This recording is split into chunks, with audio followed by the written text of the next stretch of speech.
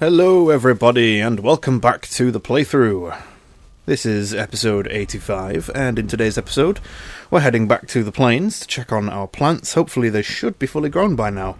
Hopefully, fingers crossed, because it's been nearly 5 days in game. How are you still not grown? I don't understand. Oh, actually, could it be... That's so strange. Oh, actually, yeah, okay, they have grown. They have grown. If you look at the right-hand side of the screen, once we get off the map, there we go. Yep, they're fully grown. Right, so this is something I should have mentioned when I was planting these.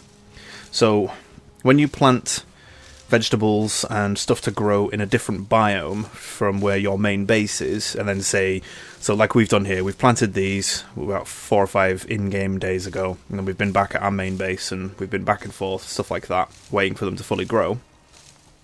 What we haven't done, or what I haven't done, is I've not mentioned that when you come back to check whether or not these have fully grown, you need to give them about 5 or 10 seconds just to let them kind of load in the chunk of the world that you're teleporting to, and to actually display, and for the models of the plants to actually update to say that we've fully grown, you can pick us now.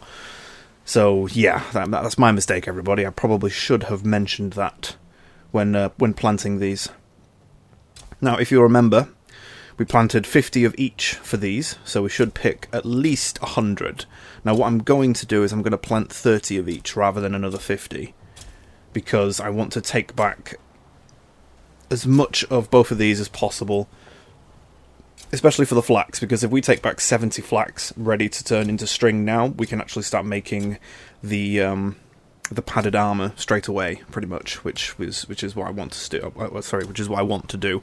I want to have the padded armor and start upgrading it and get it ready, because we are starting to progress in the plains now. We've cleared out a few of the fulling camps. We've cleared out a tar pit as well, and it hasn't been that difficult, but I have had quite a few deaths when we first came here, so yeah, I would like to start getting the upgraded armor set. Now that we've got the weapons and the shield as well, it's time to start getting ready for boss hunting and more exploring. So yeah, that's what we're doing right now. We are going through and picking all of the plants, and we're going to plant 30 of them. We've done 30 of the flax, now we just need to do the barley. And it would be nice to have 70 barley to turn into flour as well, so that we can start making a whole bunch of the new recipes. We've already made a few, but we've also been eating them as well, so we need to start building up our stocks. So yeah, that's pretty much our plan so far. We'll probably do a bit more exploring of this plains. It is quite a large plains biome, as I have mentioned repeatedly in the past, so we are going to start exploring this one a bit more. We might actually go sailing as well, because I'm pretty certain that if we sail far north, if this island is big enough, I reckon it will turn into the Mistlands, which would be quite nice if we could find a Mistlands biome as soon as possible. Just so that we've got one ready to travel to for when we actually get the boss defeated in the plains. It's one of the things I've tried to do throughout the playthrough, is to make sure that we've at least discovered a couple of the biomes, or at least one island of that next biome, so that when we are ready to go there, we've got somewhere to go straight away, rather than just defeating the boss and being like, right, now what? What do we do now? We have to go and find a biome, so just to get it a bit easier for us. But we also do need to keep exploring to find the boss himself, which is going to be, I think it's going to be quite difficult to find, but we could get lucky. It would be nice if we get lucky. Okay, so put all of the barley into the windmill. Well, 50 of it. We're going to have 20 spare at the end. We'll probably just dump that in the food chest with the flour, just while we're waiting for this to complete. That will probably take a decent amount of time in-game to complete all of that. The same with the flax as well, because we can only do 40 flax at once in the spinning wheel, so we're going to have to give that some time to complete. How much flax do we have? 53, so we're only 7 away from being able to make the full set of padded armor. Yeah, 20 of each, so we need 60 in total to make the full set. So all we have to do is wait for 7 thread, and then we should be good to go with that. For anyone that didn't watch it, we did complete both of our pens in our previous episode. We completed the boar pen, and we also completed the wolf pen in the episode before that, so you can kind of see that barn-like structure off in the distance is our boar pen, so I'm pretty happy with that.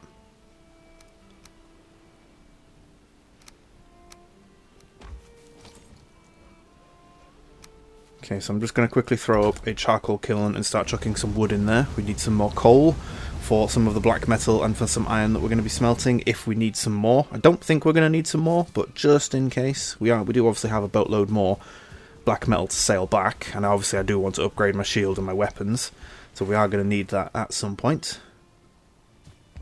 Wolves seem to be doing okay.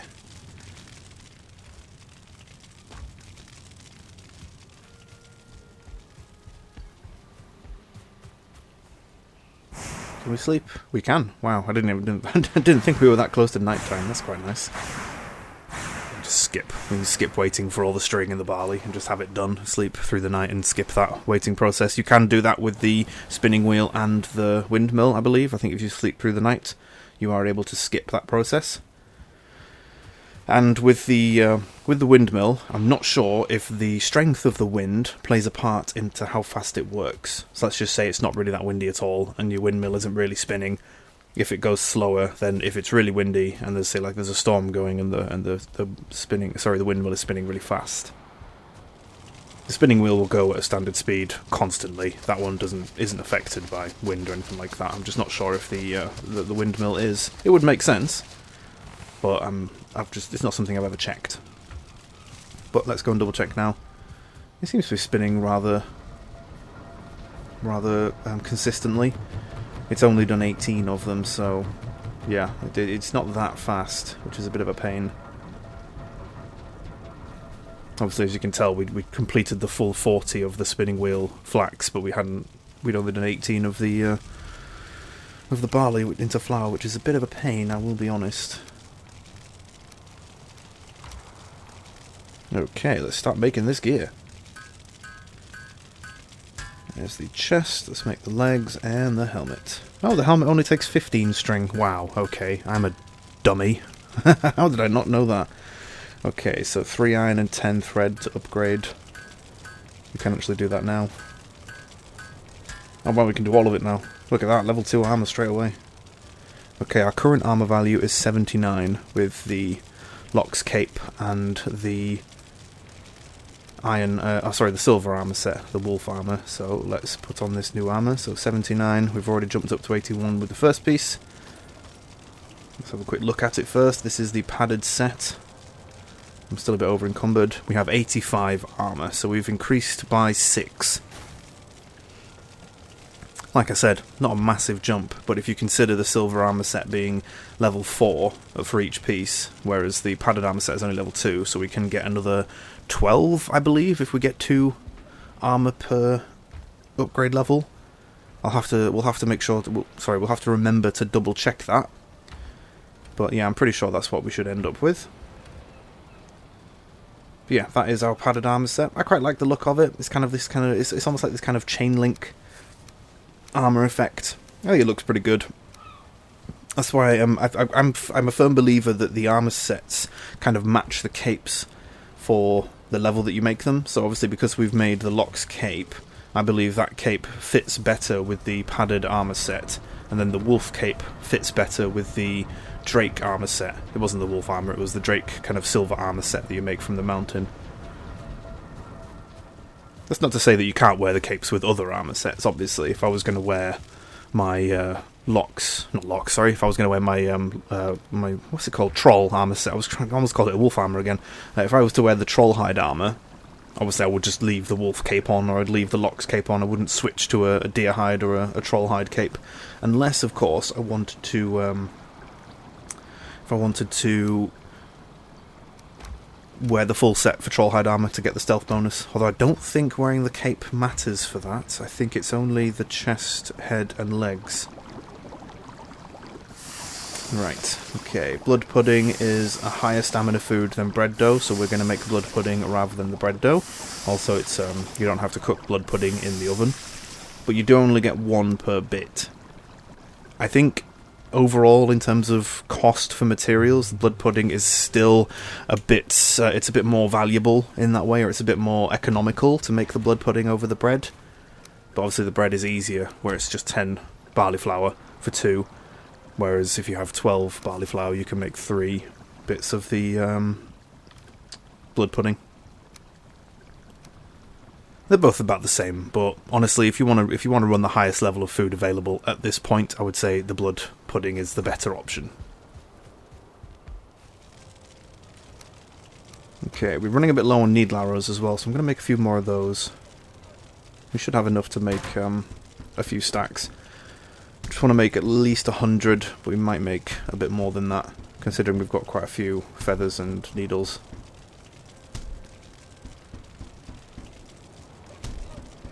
Actually, some of the cheaper arrows to make, because you only need 4 needles, whereas with most of the arrows in the past you needed 8 bits of wood.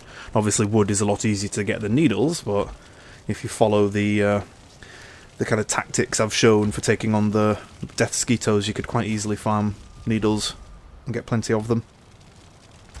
We've got nearly 200 arrows as well now, so that should last us for a decent amount of time. That will last us into the Mistlands as well, so we don't need to worry about another arrow upgrade. I'm pretty sure the needle arrow is the top arrow that you can get from the plains.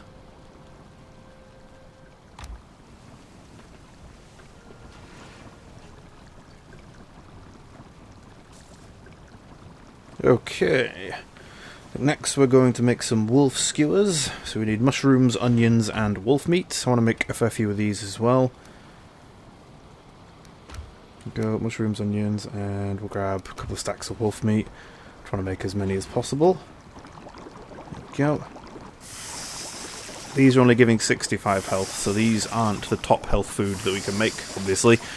Obviously, when it comes to taking on the plains, I would always recommend going sea serpent stew and then also taking the lox meat pie as well. But I do know the lox meat pie is quite an expensive food to make, and the sea serpent stew is... we still have a fair few of them, but we are running quite low as well. So at some point we are going to have to go out and farm a bit more sea serpent meat.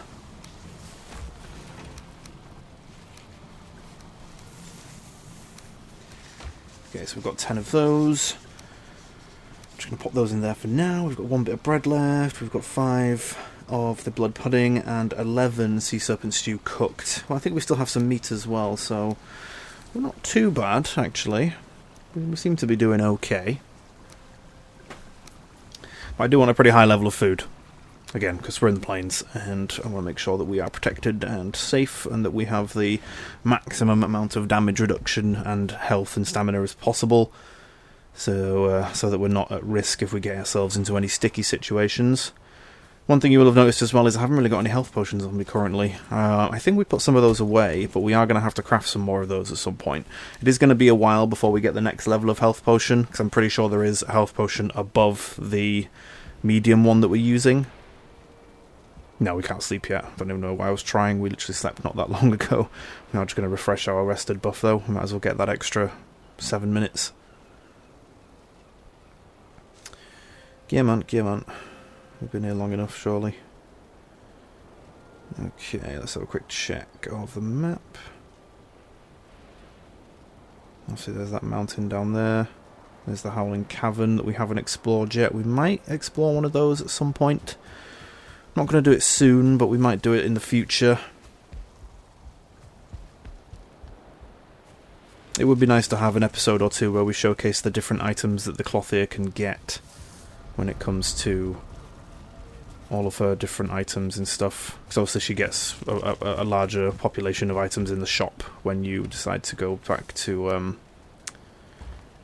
when you actually do those special dungeons and take back the item to her. I think it's just a chest you have to take back to her. Right, where's the merchant? There he is. I'm just going to go quickly double check the merchant to see if he's got this next level of item. I can never remember if it's plains or Mistlands.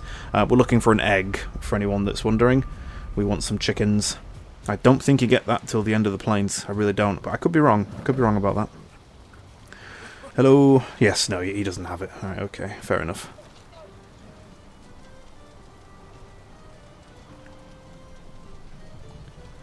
So that is one of the next animal that we can tame. We haven't tamed the lox yet, so the lox is technically the next one we want to do. But after that you get the chicken, which I believe is Mistlands, the start of Mistlands. We would have got it by now if it was a plains one. So I imagine it probably doesn't unlock until after you've defeated Yagluth, the plains boss. and the good thing about chickens is you don't need 2 of them when taming them. You don't even need to tame them, actually. All you have to do is buy the egg from the merchant and put it in a pen with... you can have a small pen for chickens, but it does need a bit of space. I'd probably say like a 2x2 box. It should be the smallest you do. But the thing about eggs is you have to kind of leave them next to like a heat source for them to actually hatch and turn into a chicken. And then you also have to have the chicken... you also have to have it with seeds. So, as I've said throughout the course of the playthrough, whenever we've been cutting down trees and picking up a boatload of seeds, and I've just been keeping them in that chest, that's the main reason why. I know I've kind of hinted at it a few times that we were going to need it later on in the playthrough. That's the reason why. Oh, hello, Death Skeeto.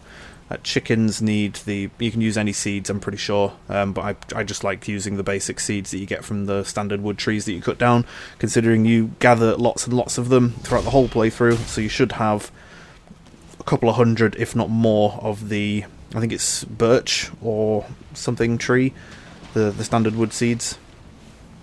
Oh, sorry, the standard wood tree seeds.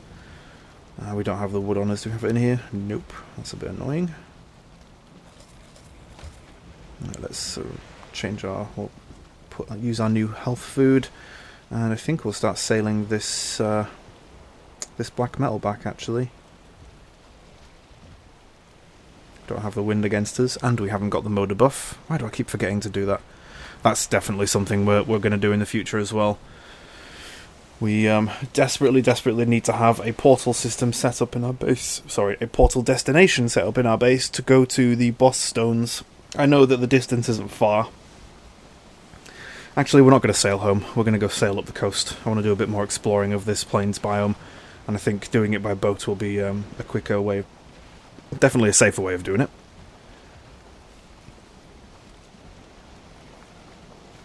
But yeah, I know the boss stones are they're really close to our base, and it's not that long of a walk to get there, but I keep forgetting and I keep putting it off, whereas I think if we have a portal set up that you can literally just walk through the portal and then you're right next to the boss stones, I think that'll just make it easier for me to go, right, let's go grab this buff because we're going to go sail for a bit, or let's go grab the bone mass buff because we're going to take on a boss, or something like that.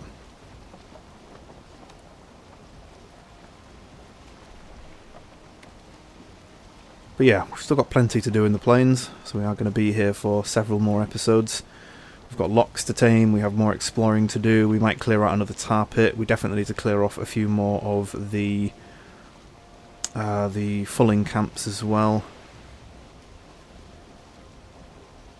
Okay, let's try and get as close to this coast as possible. There we go.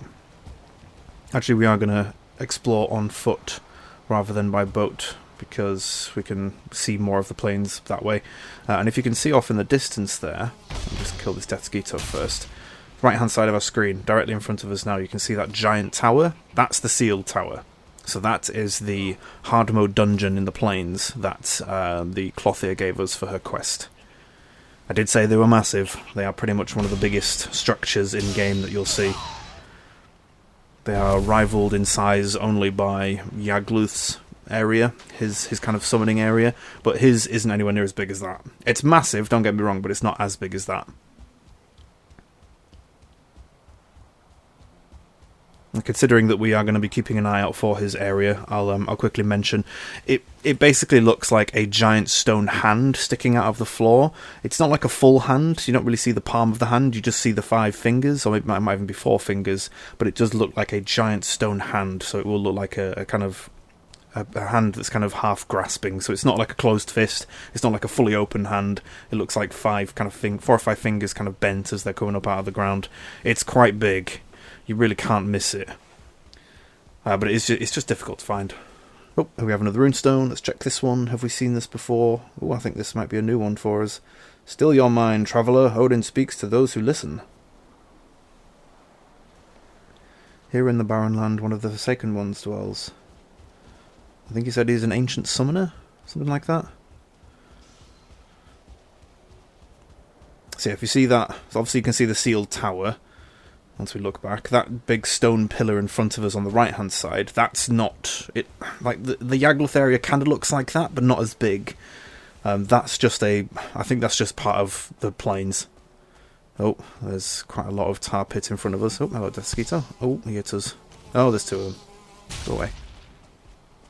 But yeah, we're going to avoid the sealed tower. I'm pretty sure the sealed tower has no entrances on the ground level, so that you don't have to worry about tons and tons of fullings swarming out to attack you if you go too close to it. But I do want to avoid going near that tar pit as well. We're already too dangerously close to it as we are. But at least we've seen the sealed tower, and you guys can get an idea as to how tall and just how big it is. It is massive. Would be quite funny if we could open an entrance on the side of it and let all of those growths in the tar pit go and attack them. Oh, hello. Aha! Okay, that's good. Oh, fingers crossed. Fingers crossed, everybody. This might be it.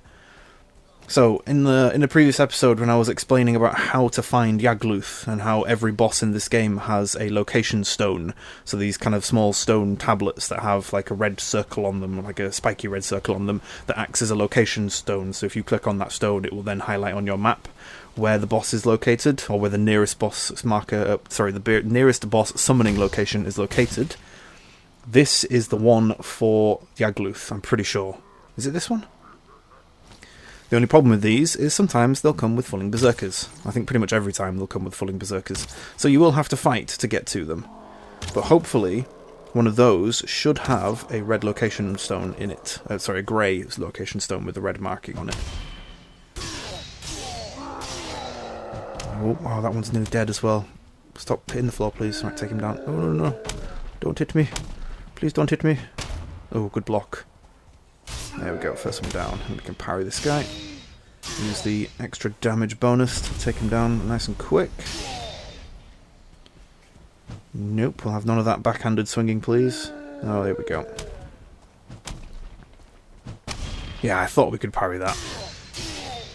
To be fair, you could probably parry those heavy attacks with the silver armor and the silver shield. I don't think you have to have the black metal stuff in order to parry that.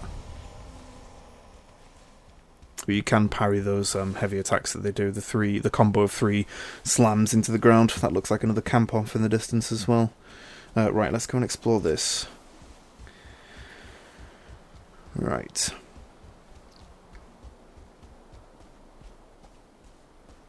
See how it looks a little bit like Stonehenge? No, not looking very fortunate in this one. It might not be here. There is a chest in the middle, though. I wonder what's in that chest. I bet it's going to be like coins and some needles and feathers, yeah. So just a standard chest. Right, so what I'm going to do now is I'm going to pause the recording and go and do a little bit of research just to make sure that I'm correct. I'm pretty sure it is these kind of Stonehenge-looking stone formations that has the boss marker in it, but I just want to make sure so that I'm not giving you the incorrect information. So I shall return in a few seconds. Okay, hello again. So I have double checked and I was correct. It is this Stonehenge looking area that you can find the boss runestone. And yeah, I also confirmed to myself, because I've been calling it like a boss location stone, or a boss marker stone, or something like that. Technically it's called a runestone, so it's a similar stone to the larger versions that sometimes have bits of lore on them. Yeah, they just have the same name. But yes, these Stonehenge looking areas are the areas that you can find the Yagluth location stone, the runestone for him. Is this another camp? Oh yes, it is. And looks to be... it's not massive, but there's definitely a few of them in there, so we'll have to be careful clearing this one out so we don't get swarmed by them. Oh, completely missed that stab. There we go.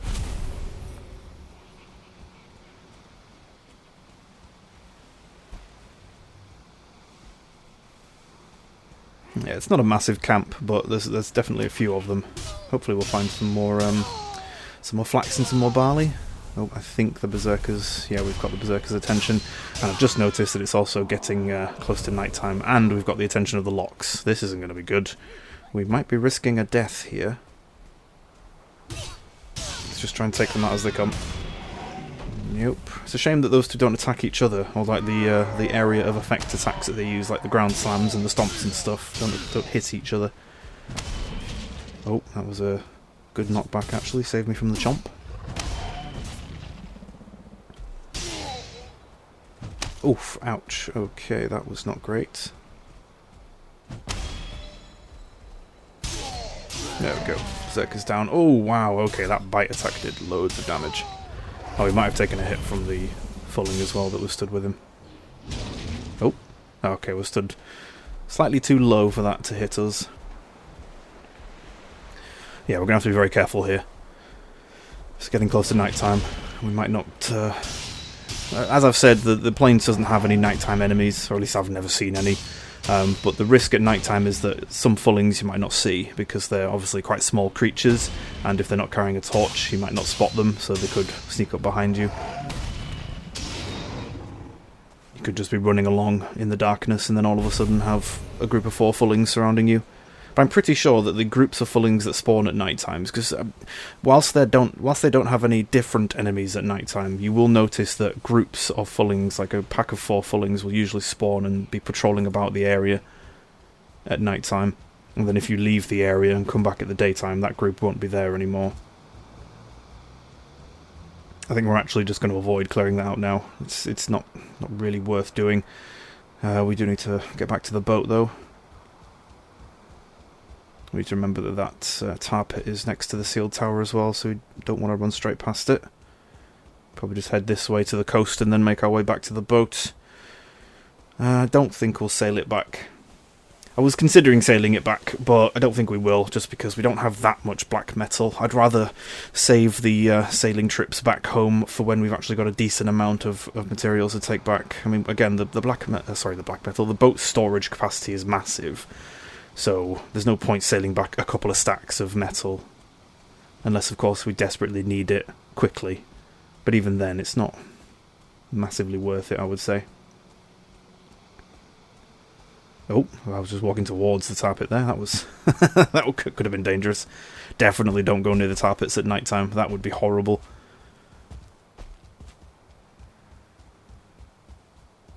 Okay, it's getting really dark now. Oh, there you go. See right in front of us. You can see that group of fullings that literally just spawned, actually. I think they pretty much just spawned directly in front of us because we didn't see them beforehand. Let's see if we can run around them and avoid them. We might still get their attention, but if we keep a distance and run fast enough, we should be able to get away from them.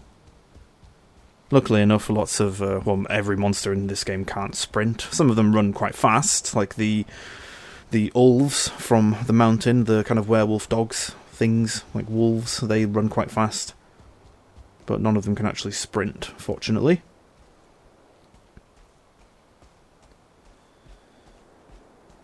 Okay, just gonna explore a bit more of this covered up area. Can't really see anything.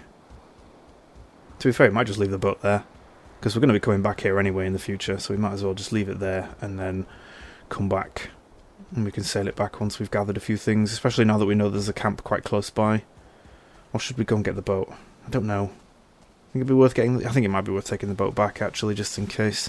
We don't want to forget that it's there.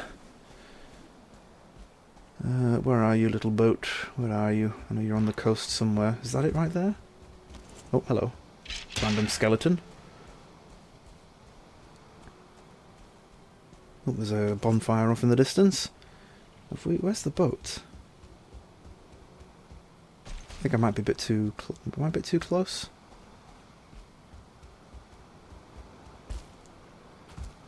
Oh, there it is. I can see it now. I couldn't make out the shape of it. I think there were a few of those smaller trees in front. Oh dear, that was worrying. I thought the boat had sunk. Imagine that.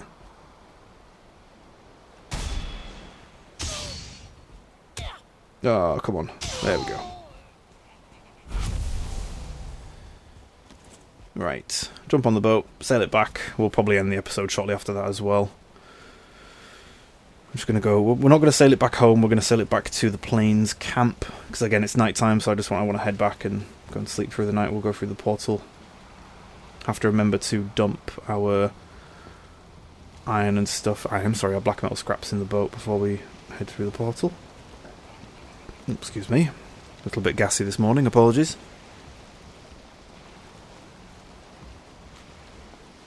I was hoping to get this episode done a little bit sooner than I did. The bad news is that the UK got pounded with snow.